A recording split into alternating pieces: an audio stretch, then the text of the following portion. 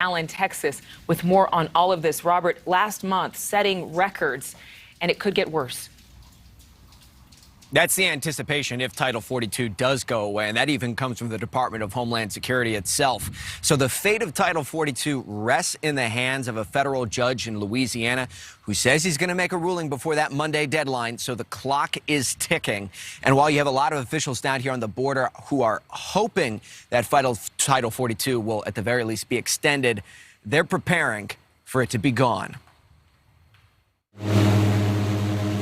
Water and spread out along the Rio Grande riverbank, dozens of Texas state troopers, National Guardsmen, and Border Patrol agents stand ready as a show of force. We're just trying to do these exercises as a deterrence factor. That way people don't cross into the United States. Sergeant Eric Estrada with Texas DPS says they're working with Mexican law enforcement to gear up for a potentially massive surge of migrants Monday, should Title 42 be lifted.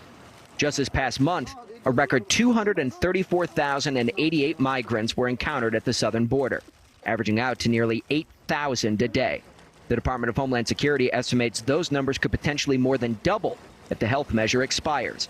The Biden administration emphasizes that even without Title 42, the rule of law will still be enforced. Tuesday, a plane full of migrants who crossed into the U.S. illegally took off out of South Texas to return them to Guatemala.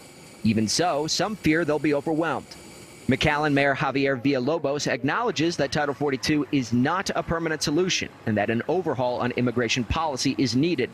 But he doesn't see that happening due to the political back and forth. I used to say, look, we want the president, the vice president to come down and see the issues. But now we're at a point where I don't even think I want the president or the vice president or anybody coming over and taking photo ops. I want them to go to Washington, sit down, and take care of business.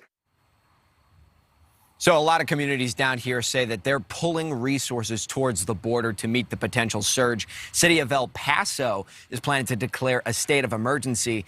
We also talked to a lot of officials down here, though, Adrian, who say that if those DH estimates are correct, 18,000 migrants a day potentially, there's really nothing they're going to be able to do to stop it.